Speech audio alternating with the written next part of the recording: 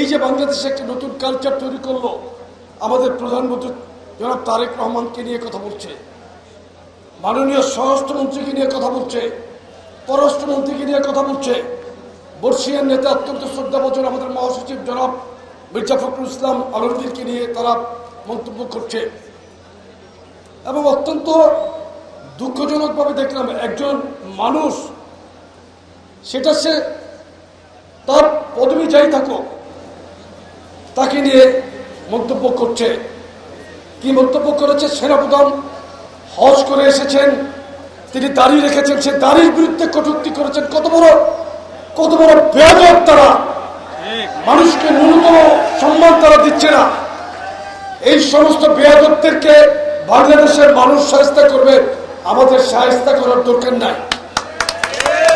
আপনাদের প্রতি আমি অনুরোধ করছি, তাদেরকে শায়েস্তা করার জন্য আমাদেরকে মাঠে থাকার কোনো দরকার নাই। আমরা যুক্তি তর্কের মাধ্যমে বাংলাদেশের মানুষকে বোঝাতে সক্ষম হব ইনশাল্লাহ যে বেয়াদবদের স্থান সমাজে নাই। একজন গুন্ডা একটি এলাকা ধ্বংস করে, একজন সন্ত্রাসী একটি এলাকা ধ্বংস করে, আর একজন বেয়াদব সমাজকে ধ্বংস করে দেয়, পরিবারকে ধ্বংস করে দেয়, রাষ্ট্রকে ধ্বংস করে দেয়। এই বেয়াদবদের সম্মিলিতভাবে জনগণ ইতিমধ্যে বয়কট করেছে। তারা এবং তাদের যে সহযোগী রাজনীতি যারা তাদের সাথে করছে, ইতিমধ্যে বাংলাদেশে তাদের যে খায়েশ ছিল সরকার গঠন করবে, তারা কিন্তু সেই সরকার গঠন করতে পারে নাই।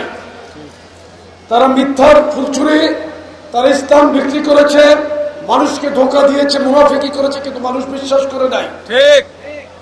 আমি মনে করি আগামীতে বাংলাদেশের মানুষ তাদের সিদ্ধান্ত নিতে ভুল করবে না, আমরা যদি সঠিকভাবে রাজনীতিকে পরিচালনা করি।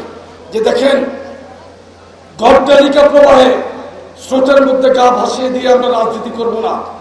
আপনারা তুখুরভাবে এই জুলাই আগস্টের আন্দোলনে আমি প্রত্যেক দিন দেখেছি। আমি তমাল রানাকে, আমার উপর কিন্তু দায়িত্ব ছিল, নিজে মাঠে দেখেছি। আপনারা তখন আমাদের অত ভিডিও রাখার মতো সুযোগ ছিল না। 18 জুলাইতে সারাদিন ব্যাপী মাঠে ছিলাম, সেটা ভিডিও বিভিন্নভাবে লিক হয়েছে। আমরা প্রতিদিন মাঠে ছিলাম এবং 82টা ইউনিটকে মাঠে রাখার চ্যালেঞ্জ আমার কাছে ছিল।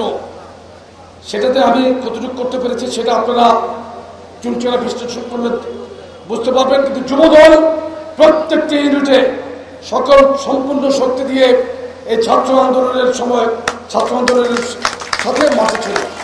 আমি সকলকে আবারও ফিরে এসেছে জুলাই শেষ আগস্টের এই সময়টি আমাদের কাছে অত্যন্ত গুরুত্বপূর্ণ। আপনারা সৃজনশীল রাজনৈতিক কর্মকাণ্ডের মাধ্যমে মানুষকে সাথে নিয়ে ইনশাল্লাহ আগামীর সমৃদ্ধ বাংলাদেশ গড়ার যে প্রচেষ্টা জনাব তারেক রহমান দিয়েছেন, সেটা সমর্থন অব্যাহত রাখবেন।